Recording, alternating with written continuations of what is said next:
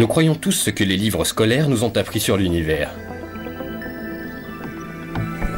Mais que faire lorsque nous sommes confrontés à des questions qui remettent en cause nos croyances les plus fondamentales? Des phénomènes inexpliqués. Une énigme qui défie la raison. Un mystère inattendu. Une seule rencontre avec ces phénomènes inexpliqués et c'est votre vie entière qui bascule. Un face-à-face avec les plus grandes énigmes de tous les temps. Un mystère impénétrable fait irruption dans votre vie et plus rien n'est comme avant. Secret et mystère du monde.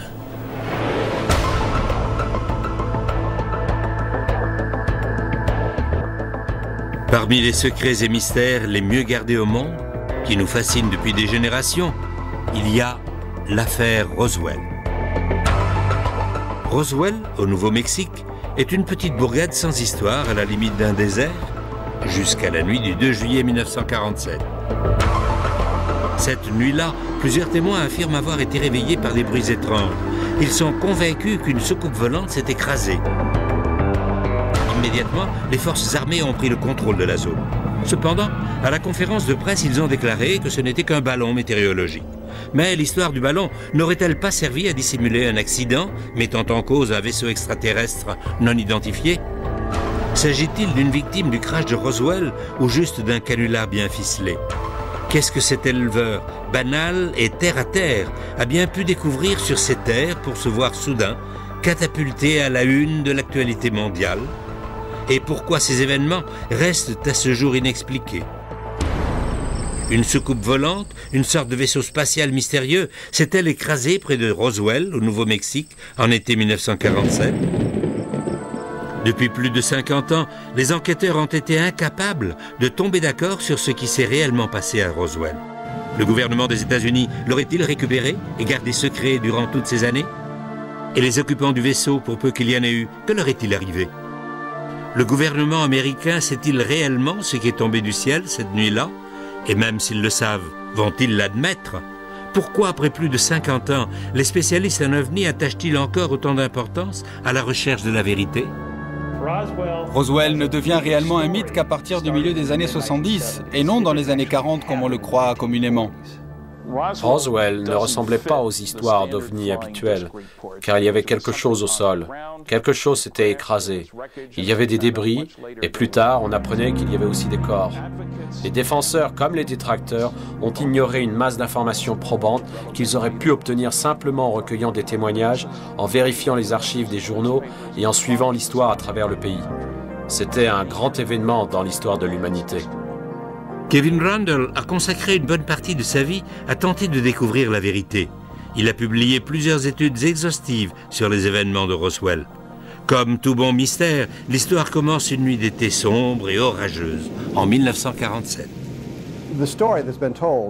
D'après l'histoire qu'on raconte, Mac Brazel était le seul au ranch. C'était au début de l'été 1947. Il y avait de l'orage, il a soudain entendu un coup de tonnerre beaucoup plus fort que les autres, différent du tonnerre habituel. Il n'y a pas accordé plus d'importance que cela cette nuit-là. Le lendemain matin, il est allé voir quel champ avait été arrosé la veille parce qu'il voulait déplacer du bétail. Et alors qu'il inspectait les champs, il est tombé sur une vaste étendue recouverte de débris métalliques. Le capitaine Randle et bien d'autres ont affirmé que les débris découverts par Mac Brazel ne ressemblaient à rien que l'on puisse trouver sur Terre. Mac Brazel décida d'avertir les autorités. Il quitta le ranch pour se rendre dans la ville la plus proche, à quelques kilomètres de là, Roswell, Nouveau-Mexique. Le shérif de Roswell à l'époque se nommait George Wilcox. Sa petite fille, Barbara Duggar, se souvient de ce qui s'est passé. Dans les années 40, il y a eu un vaisseau spatial, une soucoupe volante comme on les appelait, qui s'est écrasé tout près de Roswell. Ma grand-mère raconte que mon grand-père se serait rendu sur les lieux. En s'approchant de l'endroit, il a aperçu une grande étendue de terre brûlée. Ensuite, ils ont vu des débris. En fait, il a vu des débris. Je ne sais pas s'il était tout seul ou non. Elle n'était pas avec lui, il y était allé tout seul. Je lui ai demandé en blaguant, « Est-ce qu'il a vu des petits martiens ?» Et elle m'a répondu, « Oui, il y en avait 4. D'après les rapports, le shérif aurait immédiatement averti la base militaire la plus proche, les informant de la présence de débris étranges dans un champ. À peine quelques instants plus tard, les officiers sont arrivés sur les lieux, impatients de voir de leurs propres yeux ce que le shérif leur avait décrit. Après tout, un champ plein de débris est une chose, mais de vrais extraterrestres, ça n'est une toute autre. La suite des événements constitue soit la plus grosse erreur, soit le plus gros mensonge dont l'armée se soit jamais servie pour garder le secret. Le lieutenant Jess Marcel, officier des renseignements de la 509e unité de bombardiers, a reçu l'ordre du colonel Blanchard d'aller inspecter les lieux en personne. Il a décrit une superficie d'une longueur d'environ 1 km sur 70 à 100 mètres de large, recouverte de débris métalliques. Il montra un de ces morceaux de débris au colonel Blanchard. Blanchard a donné l'ordre de diffuser un communiqué de presse disant que l'armée avait capturé une soucoupe volante. Il s'est adressé au lieutenant Walter Haute. Haute a rédigé, publié et diffusé le communiqué et l'a personnellement distribué aux divers organismes de presse à Roswell. Voici en gros ce que disait le texte du communiqué.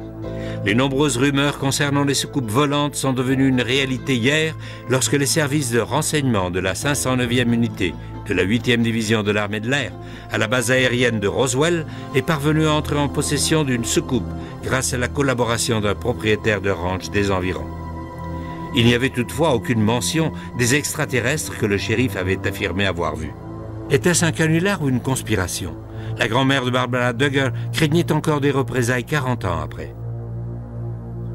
Elle a dit « Je te raconte ça parce que quand c'est arrivé, la police militaire est venue au palais de justice, à la prison, et nous a dit à George et à moi que si nous parlions à qui que ce soit de l'incident, si nous disions quoi que ce soit, ils nous tueraient.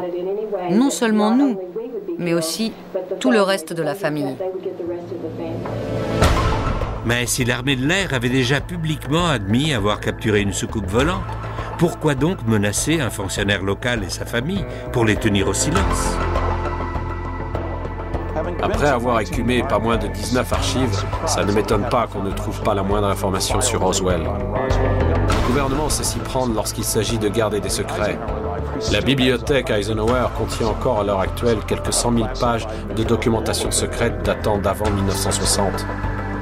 Ce n'est pas aux archives que vous allez trouver des documents codés top secret.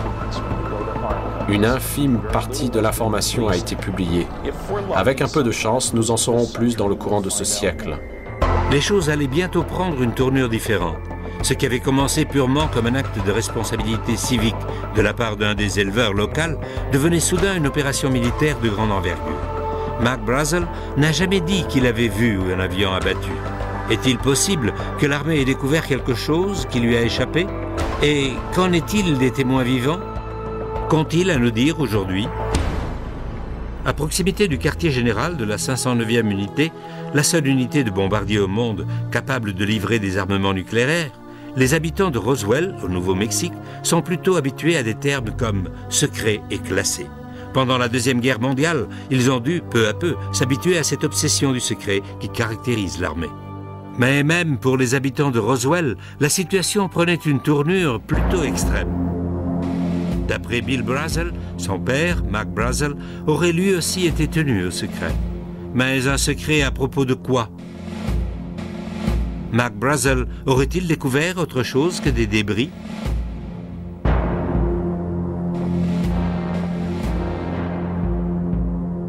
C'est précisément à partir de là que l'affaire Roswell fait place à toute une série de faits mystérieux, qui finissent tôt ou tard par s'entrecroiser.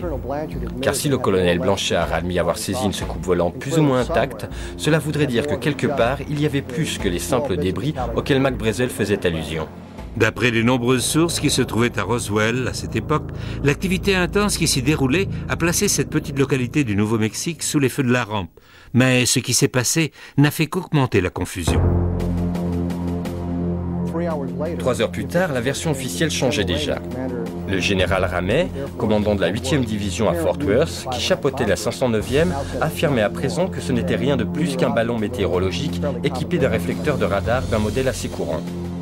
D'après le général Ramey, le ballon se serait écrasé sur le ranch. C'est ce que le lieutenant Marcel aurait trouvé.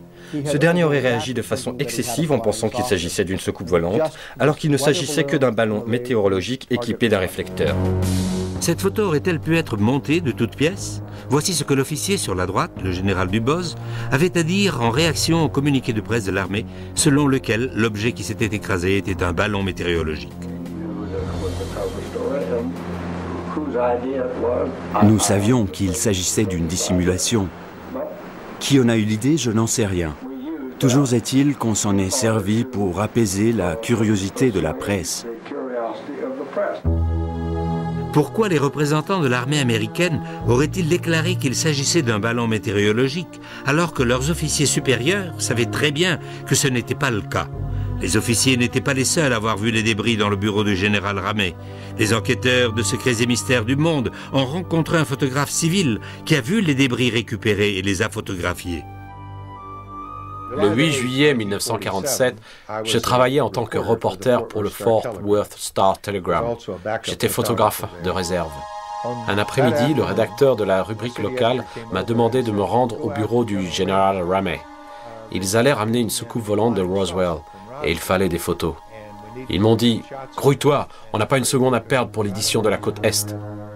Je me suis donc rendu au bureau du général Ramey. Là, on m'a demandé de patienter. Le général devait arriver à tout moment. Cela m'a permis de disposer les débris au sol pour pouvoir prendre les meilleures photos possibles. Je me souviens que ça sentait fort le brûlé et que ça n'avait rien de photogénique. Alors, j'ai, tant bien que mal, essayé de disposer le tout en un ensemble plus ou moins cohérent. Et c'est à ce moment que le général est revenu. Il a tout de suite commencé à examiner le matériel. Sur ces photos, on peut apercevoir plusieurs paquets de matériel encore fermés. Tout n'avait pas encore été déballé. Lorsque le général s'est mis à examiner tout ça, je lui ai demandé « Qu'est-ce que c'est, général ?» Il m'a répondu « J'en ai pas la moindre idée. » Puis il s'est remis à la tâche en examinant chaque détail minutieusement. Quand je l'ai pris en photo, il avait un bout de papier en main qui ne cessait de remuer. On le voit en train de tripoter ce bout de papier dans les différentes photos. Finalement, dans la dernière photo, on le voit lire le message qu'il tenait en main. À partir de ce moment-là, à partir du moment où j'ai quitté les lieux, je suis resté la seule personne, le seul civil, le seul photographe, l'unique représentant des médias à m'être trouvé là. Et depuis lors, ce matériel n'a plus jamais été revu par personne et a été placé en lieu sûr. Vous me demandez pourquoi ce changement radical d'attitude? Je pense que c'est ce message remis au général à son retour dans son bureau qui a provoqué ce changement brusque. Au terme de 2 années de recherche, l'équipe chargée d'analyser les photos de Roswell, le groupe RPIT, a observé plusieurs aspects intéressants en rapport avec le fameux message de Ramey. Premièrement, il fait allusion aux victimes de l'accident acheminées à Fort Worth. Ensuite, le message parle de récupérer la soucoupe de Roswell. Troisièmement, il énumère les dispositions à prendre sur les lieux de l'accident à Roswell. Et enfin, il est question d'expliquer tout cela par la présence d'un ballon météorologique. Il se peut effectivement que Mac Brazel ait trouvé un ballon, mais le problème est que cela ne concorde pas avec tous les autres témoignages. Et puis, comment expliquer la présence de tous ces débris? L'incident de Roswell et tout ce qui l'entoure est incroyablement compliqué. Et sans une analyse horriblement minutieuse et détaillée comme celle à laquelle je viens de consacrer les 8 dernières années, il est pratiquement impossible de le comprendre. Et après toute cette recherche, je suis plus que jamais convaincu que le soi-disant mystère Roswell a été résolu une fois pour toutes. Ça n'avait absolument rien à voir avec une soucoupe qui se serait écrasée et sa récupération par l'armée. Le mystère aurait-il enfin été résolu? Non, pas exactement. Dans son livre intitulé « Au lendemain de Roswell », publié en 1997, le colonel Philippe Corso présente un point de vue radicalement différent. Corso a travaillé plusieurs années au Pentagone comme conseiller sous l'administration Eisenhower. C'est l'un des témoins les plus influents. Il y a quelque chose là-haut qui vole, et cela dépasse nos compétences technologiques. Nous n'avons rien qui puisse voler à 5 ou 6 000 km/h et déverrouiller une protection radar en si peu de temps. Jesse Marcel Jr., fils de l'officier, le premier à avoir examiné l'épave, a fait d'étonnantes révélations concernant les débris dont il se souvient de son enfance. Le commandant Marcel a ramené une partie du matériel chez lui pour le montrer à sa femme et à son fils. Il a ensuite ramené tout le matériel à la base aérienne de Roswell. Ce qui distinguait et différenciait ces pièces de toutes celles que j'avais pu voir auparavant, c'était une série d'inscriptions sur la structure de l'épave. La poutre en forme de I contenait une sorte d'écriture. Je me souviens avoir pensé que ça ressemblait à des hiéroglyphes, mais ce n'était pas vraiment des hiéroglyphes, mais plutôt des formes et symboles géométriques. Ces inscriptions ont suscité l'attention d'un grand nombre de chercheurs, et les efforts entrepris pour tenter de les déchiffrer ont produit des résultats mitigés. Une source amérindienne les traduit en « Les guerrières sont prêtes ». Une autre tentative de traduction, cette fois d'origine méditerranéenne, rapproche ces inscriptions du grec ancien. D'après cette source, le texte se traduirait en français par « liberté ». Il est néanmoins extrêmement difficile de tirer des conclusions d'un simple fragment de mots. Mais rien que l'idée qu'il puisse s'agir de mots a de quoi nous laisser perplexes. Pourquoi et comment une culture extraterrestre se servirait-elle de lettres grecques dans la construction de ces vaisseaux spatiaux? Existerait-il réellement un langage universel?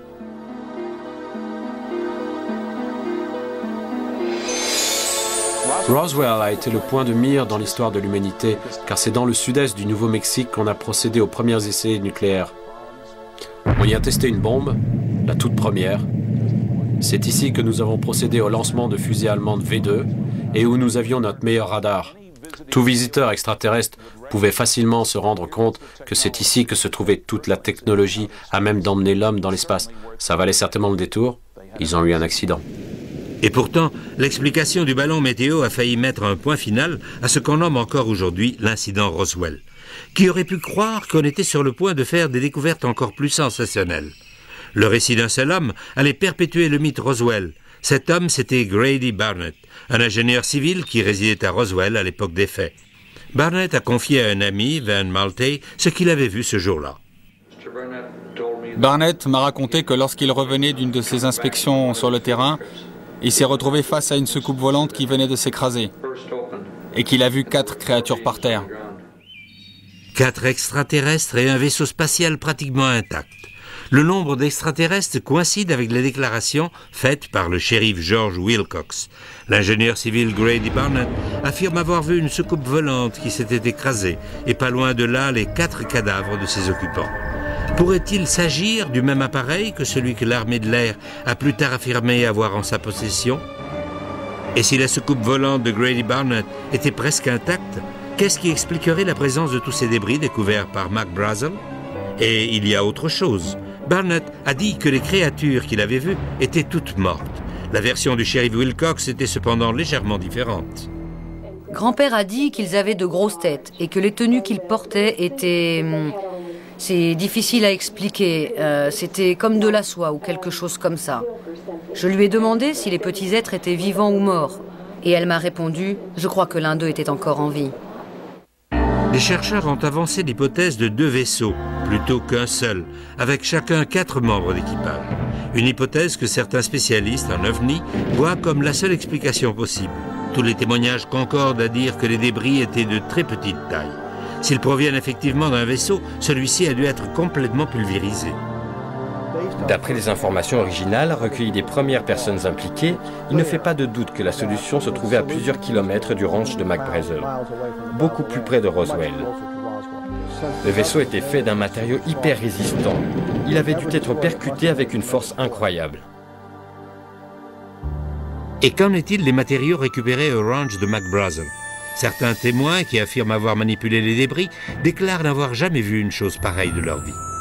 Personne n'a jamais pu expliquer la composition des matériaux découverts dans ce champ. Il était impossible de découper cette tôle. Impossible de faire une entaille dans ce matériau qui ressemblait à du bois, ni de le brûler d'ailleurs. On avait affaire à un matériau qui n'avait rien à voir avec ce que l'on pouvait trouver en 1947. Est-il possible que les morceaux de débris retrouvés au ranch soient des matériaux naturels? Aurait-il par exemple pu provenir d'une météorite? Il est bien entendu qu'une météorite qui pénétrerait l'atmosphère le ferait à très grande vitesse. Et avec la force de résistance de l'atmosphère, elle finirait peu à peu par brûler. Et, cela va de soi, elle perdrait de son volume. Qui plus est, si une météorite avait percuté la Terre en produisant un impact audible, elle aurait aussi laissé un cratère gigantesque, comme celui du désert de l'Arizona. L'objet qui s'est écrasé au Nouveau-Mexique n'a laissé aucun cratère. Certes, il y a eu un impact visible, mais cela ressemble davantage à une sorte d'atterrissage forcé plutôt qu'à un objet tombé du ciel en chute libre. Une chose est sûre, quelque chose est tombé du ciel cette nuit-là. L'hypothèse de la météorite semble peu probable, et les spécialistes en ovni ne semblent pas prêts d'accepter le scénario du ballon. Y a-t-il d'autres possibilités? L'armée de l'air a-t-elle donné d'autres explications? Supposons qu'un vaisseau ait effectivement été récupéré il y a plus de 50 ans, a-t-on pour autant découvert quoi que ce soit de la technologie qui l'a emmené jusqu'ici? Ce que Max Brazel, le shérif Wilcox, Jesse Marcel et l'armée de l'air des États-Unis tout entière ont découvert cette nuit-là, à proximité de Roswell, a mis cette petite ville sous les feux de l'actualité mondiale. Chose que le gouvernement ne voyait pas d'un très bon œil, car la base aérienne de Roswell abritait à l'époque la seule unité au monde capable de produire des armements nucléaires. Ce qui a incité de nombreuses personnes à penser qu'il aurait pu s'agir de restes d'un avion de reconnaissance top secret. Vers la fin des années 40, l'Union soviétique affichait une curiosité marquée pour les essais atomiques entrepris par les États-Unis, lesquels avaient lieu à tout juste 160 km de Roswell. Un avion espion en quête de tels secrets aurait en toute logique survolé cette partie du pays. L'Union soviétique n'avait rien de la sorte en 1947. En recourant à la liberté d'information, nous avons vérifié les archives pour voir si un avion soviétique avait pénétré notre espace aérien en 1947. Et il n'y a absolument aucune indication d'une quelconque tentative soviétique de pénétrer l'espace aérien des États-Unis au cours de cette période. Les chercheurs spécialisés en ovni ont cependant découvert que l'Union soviétique s'intéressait de près à Roswell. George Knapp, reporter d'investigation, s'est rendu en ex-Union soviétique et a découvert que les Russes s'intéressaient de très près aux événements liés à Roswell en 1947. Et ils sont arrivés à des conclusions surprenantes. Nous avons rencontré un chercheur russe qui travaillait pour un certain Sergueï Korolev, le père de la recherche russe sur les fusées. Et Korolev aurait confié à ce docteur les détails d'une rencontre avec Joseph Staline vers la fin des années 40. Staline s'intéressait beaucoup aux ovnis, et plus particulièrement à Roswell. À cette époque, la fin des années 40, Roswell regorgeait d'espions russes en raison du grand nombre de programmes militaires secrets en cours. Roswell a naturellement éveillé leur curiosité. Staline a mis tous les scientifiques et ses espions sur le coup, et la conclusion à laquelle ils sont arrivés était que l'affaire Roswell était bien réelle, que quelque chose s'était bel et bien écrasé, et que ce n'était ni un ballon, ni rien d'autre d'origine terrestre. Ils ne savaient pas exactement d'où ça venait, mais ils savaient que ce n'était ni à nous, ni à eux, et qu'il s'agissait de quelque chose d'une importance monumentale qui méritait d'être étudié. Il ne fait pas le moindre doute que les scientifiques et autres intérêts soviétiques ont depuis un certain temps déjà affiché un intérêt marqué pour les soucoupes volantes. Nous ignorons ce qu'il y avait dans ces fameuses boîtes secrètes, tout comme nous ignorons ce que le gouvernement des États-Unis nous cache. Avec tout l'argent que l'on a dépensé sur les satellites espions et autres systèmes de surveillance, nous disposons probablement de beaucoup plus d'informations que les Russes, car on a tout fait pour éviter d'abattre ces ovnis. Les Russes, quant à eux, se seraient apparemment efforcés d'en abattre le plus possible afin de les analyser, ce qui, à mon avis, n'a pas dû plaire aux extraterrestres. Ils ont donc mis la main sur un tas d'informations. Et nous n'y aurons pas accès, de même que nous n'avons pas accès aux informations recueillies par notre propre pays. Au centre de cette histoire reste donc un homme, celui qui est essentiellement à l'origine de toute l'affaire, Mac Brazel. Mais qu'est-ce que vous fabriquez? Circulez, circulez.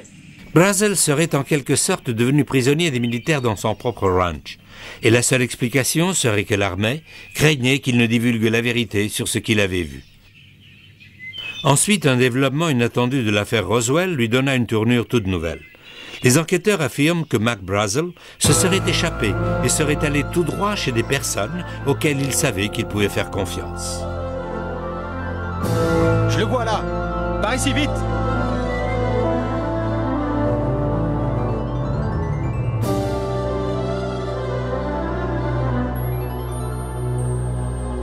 Ses amis de la station de radio KGFL à Roswell confieraient plus tard comment ils avaient caché Mac Brazel chez eux. Nous lui avons donné un endroit où passer la nuit pour être à l'abri de toute cette foule de gens et leurs questions. En fait, l'intention était d'interviewer Mac Brazel. Jude Roberts nous a confié qu'il avait reçu de nombreux appels de Washington le priant de ne pas diffuser l'interview. On nous a gentiment fait comprendre que si on tenait à garder notre licence, on ferait mieux de ne pas transmettre l'interview et que dans le cas contraire, on aurait 24 heures pour chercher un autre emploi. Ce n'était rien qu'un ballon. L'armée aurait-elle usé de tactiques coercitives pour s'assurer du silence de Mac Brazel? Et pourquoi son silence est-il si important? Une fois aux mains de la police militaire, Mac Brazel a été tenu en garde à vue. On ne peut pas dire que c'était exactement une prison, mais tout comme. Dans la soirée du 9 juillet, les militaires l'ont escorté aux différentes stations de radio et bureaux de presse de Roswell, où il a raconté une version des faits qui différait énormément de ce qu'il leur avait déclaré le 6 juillet. Ce que j'ai trouvé hier dans mon champ était un ballon météorologique. C'est une blague ou quoi? Oui, c'est bien ça, oui. Qu'est-il arrivé à Mac Brazel lorsqu'il était en garde à vue? Pourquoi a-t-il changé son histoire? Mac Brazel aurait-il au départ eu l'intention de révéler la même histoire que celle racontée plus tard par un dénommé Glenn Dennis? En 1947, Glenn Dennis travaillait aux pompes funèbres Ballard. Dans les petites villes, les corbillards font souvent aussi office d'ambulance. Et c'est ainsi que Glenn Dennis aurait eu à reconduire des aviateurs blessés à la base.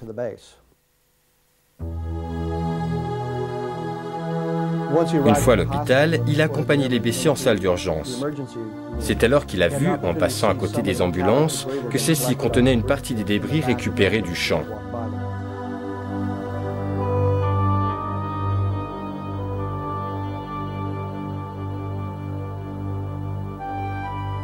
Excusez-moi, monsieur, c'est une propriété privée.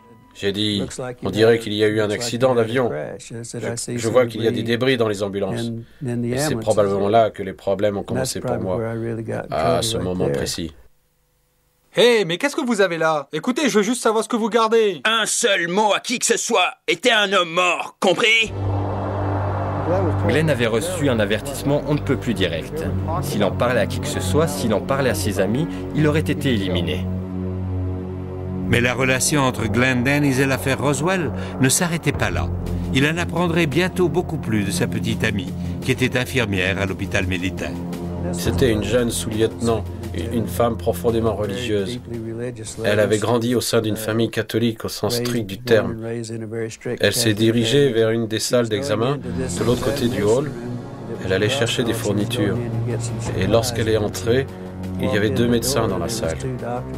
Elle est ressortie et m'a dit « Reste là, on a besoin de toi. » Et ce qu'ils étaient en train d'examiner, elle m'a dit que c'était 3 corps étranges.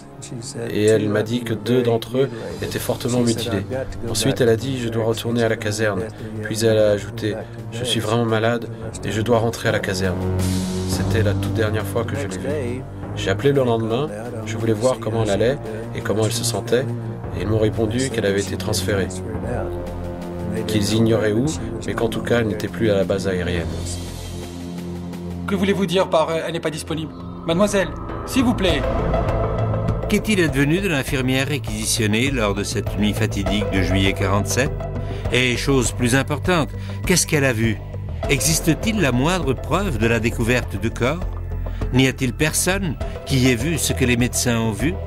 Et si c'est le cas, oseront-ils se prononcer en dépit des menaces? En juillet 97, des foules venues des 4 coins du monde ont commencé à déferler sur Roswell. La population de la ville a pratiquement doublé du jour au lendemain à l'occasion du 50e anniversaire de ce que certains considèrent encore comme le crash de l'OVNI de Roswell. Il s'avère que juillet 97 était également le moment choisi par l'armée de l'air des États-Unis pour publier un document intitulé « Le rapport Roswell, affaire classée ». L'armée de l'air a beau considérer l'affaire comme classée, mais pour beaucoup de spécialistes en OVNI, ce rapport ne faisait qu'attiser le feu de la controverse. La presse était aux aguets lorsque l'affaire Roswell a été rendue publique. C'était le scoop. L'armée de l'air a donné des instructions pour étouffer l'affaire. Le général Ramey a déclaré qu'il s'agissait d'un ballon météo. Il a donc fallu moins d'1 jour pour que l'histoire s'estompe complètement, du moins jusqu'au jour où je m'y suis remis 30 ans plus tard. Lorsque les témoignages ont été rendus publics, il était évident que la version de l'armée ne faisait aucune allusion au fait que des corps auraient été récupérés. Alors ils ont concocté l'histoire des mannequins d'essai qui ont effectivement été lâchés au-dessus du Nouveau-Mexique, mais 6 ans plus tard. tard, et tous ces mannequins mesuraient 1,80 m de haut et pesaient 85 kg pour simuler les pilotes. Or, les rapports affirmaient que les extraterrestres faisaient 1,20 m maximum. On nous prend vraiment pour des imbéciles. Au-delà des oui-dire, existe-t-il la moindre preuve de la présence de créatures à bord du vaisseau? Cette séquence d'images fortement controversée aurait été filmée par un caméraman de l'armée en 1947 au cours de l'autopsie pratiquée sur l'un des extraterrestres. S'agit-il réellement d'un extraterrestre? Ce film a été fortement controversé depuis sa première en 1995. Une infinité de points de vue ont été avancés, mais rien ne corroborait ce que ces images semblaient représenter. Rien jusqu'au jour où cet homme s'est avancé. Philippe Corso, ex-colonel de l'armée de l'air, adjudant du général Trudeau et ancien officier des services de renseignement, un homme paré de toutes les autorisations du Pentagone. Depuis de nombreuses années, les chercheurs s'interrogent sur l'origine de la véritable éclosion technologique qui a vu le jour aux États-Unis vers le milieu du XXe siècle. Appareils ultra-légers de vision nocturne, circuits intégrés, fibres optiques et tous les moyens technologiques nécessaires pour envoyer un homme sur la Lune. Cet essor technologique a-t-il un rapport quelconque avec le crash de Roswell? D'après son ouvrage, au lendemain de Roswell, Corso aurait été responsable de l'implantation de technologies extraterrestres au sein de l'industrie américaine. Il y avait un tas de câbles. J'ignorais ce que c'était au juste. Ils émettaient des couleurs. Je ne savais même pas s'il s'agissait de câbles. Il y avait une sorte de circuit intégré et un instrument à laser. On pouvait s'en servir pour faire des coupes très précises, un peu comme des entailles laissées par un animal. Et il y avait aussi des fibres optiques. Je ne savais pas à quoi pouvait servir la carte à puce. Les circuits intégrés à l'époque, ça me dépassait un peu. Alors j'ai commencé à en parler autour de moi. Je me suis dit, waouh, ça doit être vraiment important. Et j'ai donc mis tout ça dans le rapport que j'ai envoyé à Bell Labs. Ayant travaillé de nombreuses années dans l'industrie, dans le cadre de programmes avancés de recherche et de développement top secret, je pense que malgré toute l'information que nous avons pu tirer des soucoupes volantes, cela seul n'explique pas l'énorme essor technologique du XXe siècle. Si vous aviez donné un sous-marin nucléaire à Christophe Colomb, il n'aurait jamais pu le reproduire. Si les extraterrestres ont 1000, 10 000 ou 100 000 ans d'avance sur nous, il ne sera pas facile pour nous de reproduire leur technologie. Les références du colonel Corso étaient tellement impeccables que ce n'est qu'après sa mort que les critiques ont ouvertement remis en cause ce qu'il avait écrit dans son livre. Aussi étonnantes que ces révélations concernant la technologie aient pu paraître, ce sont ses déclarations sur Roswell, 50 ans après les faits, qui ont fait apparaître l'accident, la découverte des corps et les images de l'autopsie sous un jour nouveau. Quand j'ai entendu parler de l'accident de Roswell, j'étais stationné à Fort Riley, au Kansas. J'étais de service cette nuit-là. J'étais chargé de la sécurité de toute la zone, y compris de contrôler les gardes partout où ils allaient. Donc j'ai fait ma tournée, il était environ 2 ou 3 heures du matin, lorsque je me suis rendu dans la zone du service vétérinaire, car on avait des chevaux à Fort Riley à cette époque-là. L'un des sergents que je connaissais était chef de garde. On faisait parfois des parties de bowling ensemble. Et je lui ai dit, « Tout va bien, sergent ?» Au QG, on m'avait dit un jour que cette zone était hautement protégée. Il m'a répondu, « Oui, venez par là, colonel, j'ai quelque chose à vous montrer. » Il m'a emmené dans la pièce du fond où j'ai vu qu'il y avait 5 caisses. Oui, ça ressemblait à des caisses. J'ai soulevé la bâche pour jeter un coup d'œil.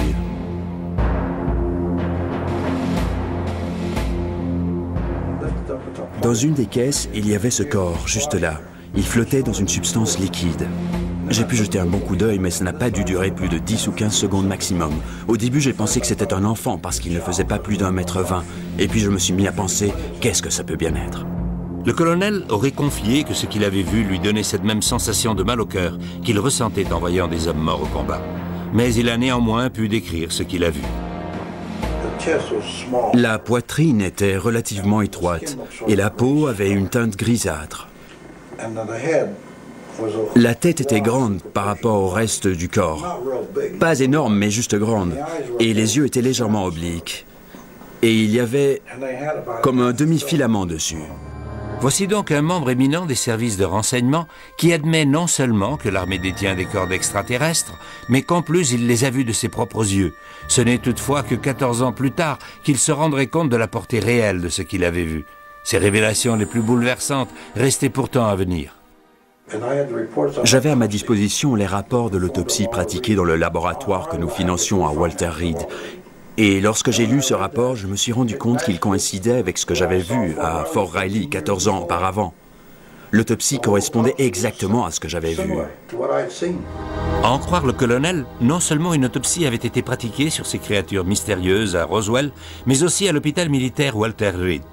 Mais qu'en est-il des images fortement controversées de l'autopsie? Le colonel peut-il nous confirmer leur authenticité? Disons qu'il y avait une part de vérité dans tout ça, car ils ont prélevé une paupière, et personne n'était au courant de cette paupière. Cette paupière était en fait un capteur de lumière qui leur permettait de voir dans l'obscurité.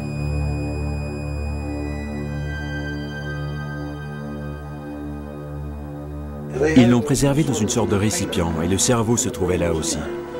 Et il ressemblait à la description contenue dans les rapports que je détenais. Le colonel Corso nous aurait-il enfin fourni les preuves qu'il nous manquait pour confirmer que ce qui était arrivé était le résultat de l'incident de Roswell? Malgré ce que nous pouvons croire sur Roswell, je pense qu'on est tous d'accord sur un point. Il est important de fournir, dans la mesure du possible, des preuves pour étayer ce que l'on présente comme la vérité. Malheureusement, le livre du colonel Corso, au lendemain de Roswell, ne fournit pas la moindre preuve. C'est juste un ramassis de fausses déclarations, de mensonges, de fantaisies. Ce n'est ni plus ni moins qu'un canular. Il semblerait que rien concernant Roswell ne puisse échapper aux contestations. Et même s'il avérait qu'on détenait cette fois effectivement la clé du mystère Roswell, cette clé ne ferait malheureusement qu'ouvrir la porte à d'autres inconnus tout aussi troublants. S'il y avait 2 soucoupes ou une seule qui a éclaté en morceaux, où se trouvent donc tous ces morceaux à présent? Et si des extraterrestres ont effectivement été emmenés des lieux de l'accident, qu'en est-il advenu? Sappho Anderson était mariée à un pilote des forces aériennes stationné à Roswell à l'époque et qui a partagé son secret avec elle. Il m'a dit, je suppose que s'il publie la nouvelle dans les journaux, je peux bien t'en parler. Cela faisait des années que je voulais te le dire. Il a ajouté, je veux que tu lises cet article, parce que c'est une histoire vraie. Et non seulement c'est une histoire vraie, mais c'est moi, le pilote qui a rapatrié l'OVNI accidenté jusqu'à la base de Dayton, dans l'Ohio. Il y avait un homme, Pappy Henderson, un pilote chevronné de la base, qui avait raconté à un collègue, un dentiste avec lequel il partageait sa passion pour les matériaux rares, qu'il avait chez lui un morceau de l'appareil accidenté. Il le lui a montré, mais il l'a repris malheureusement. D'autres personnes qui connaissaient Pappy ont pu voir la pièce en question. S'il a pu tomber sur une pièce de ce genre, il est probable qu'il ne soit pas le seul, et c'est ce que nous cherchons aujourd'hui. Des preuves matérielles de l'existence de formes de vie extraterrestres ont-elles pu être transportées sous haute surveillance à Dayton? L'incident de Roswell constitue-t-il réellement une affaire classée comme le laisse entendre l'armée de l'air? Toute la controverse et les investigations ont-elles débouché sur des conclusions? Nous sommes arrivés à la conclusion que ces créatures, peu importe leur nature exacte, ont été conçues pour voyager dans l'espace.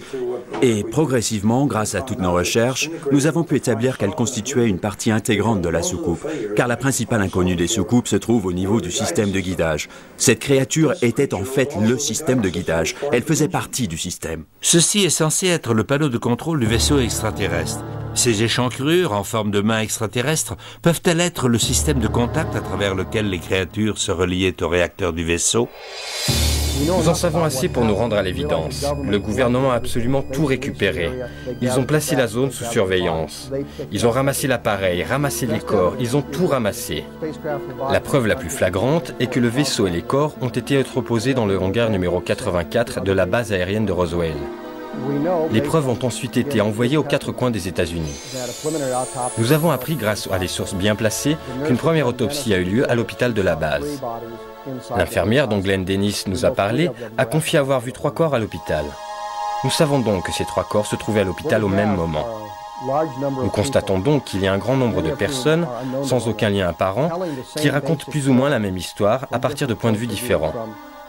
De Mac Brazel dans un champ de débris au commandant Edwin Isley qui se trouvait sur les lieux de l'impact et dont la version des faits concordait parfaitement. S'il s'agissait réellement d'un canular, il n'y aurait pas autant de témoignages concordants.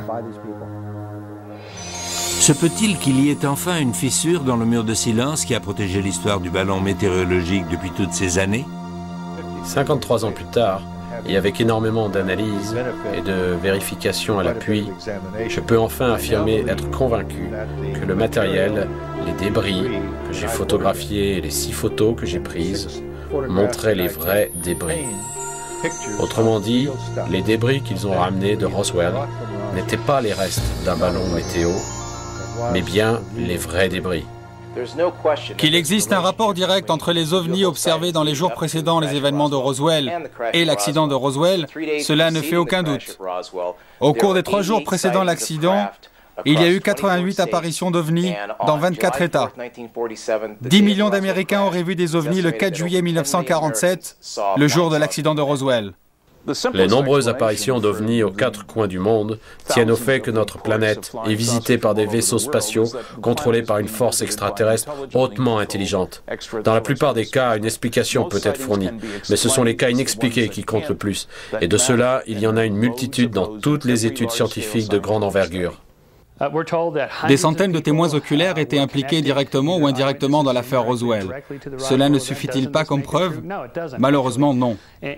Tout d'abord, il faut remarquer que leur nombre ne fait qu'augmenter avec le temps. De plus en plus de gens racontent qu'ils y étaient, mais si on vérifie de plus près, ils n'y étaient pas du tout. Le nombre de témoignages ne change rien en réalité. Il nous faut bien plus que des témoins oculaires. Il nous faut des preuves irréfutables, des preuves matérielles.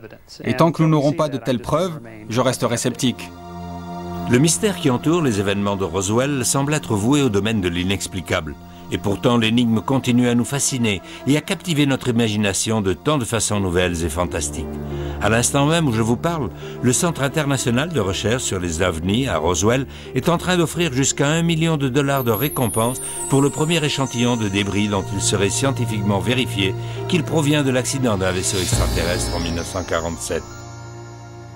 Pour ceux qui affirment avoir été les témoins oculaires de tout ce qui a pu se passer à Roswell, l'événement de juillet 1947 restera inoubliable. Mais tant que personne n'aura remporté la récompense d'1 million de dollars, et tant qu'il n'y aura pas de nouvelles preuves, ce qui est arrivé à Roswell restera un secret et un mystère de notre monde.